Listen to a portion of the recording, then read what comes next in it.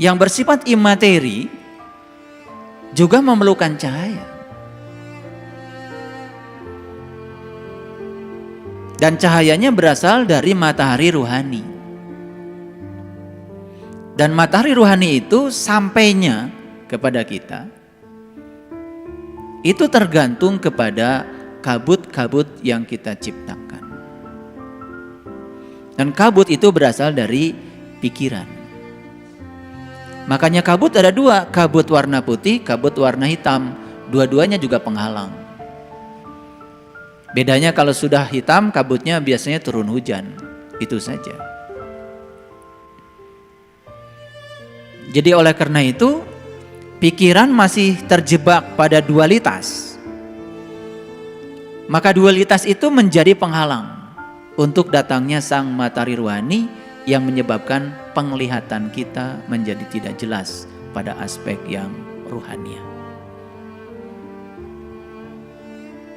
Jadi kenapa untuk meniti ke dalam diri itu perlu ada puasa?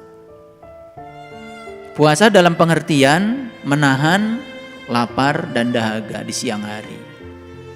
Karena sudah terbukti bahwa makanan, apalagi dalam jumlah yang banyak, itu menurunkan kesadaran. Ketika kita makan dalam porsi yang besar, biasanya tubuh pun mulai lemas. Datang ngantuk dan kemudian tidur. Bukankah tidur itu tidak sadar? Jadi turunnya kesadaran itu sangat berbanding lurus dengan bagaimana kita mengolah tubuh ini.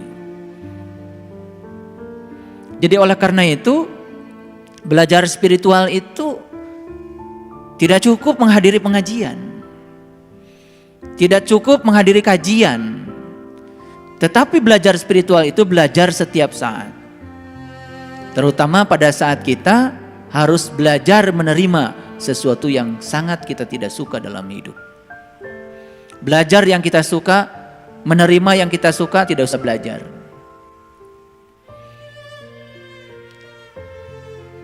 Karena kalau ada yang kita sukai, tanpa belajar kita sudah senang dan pasti menerima. Tetapi menerima yang tidak disukai, disitulah kita belajar.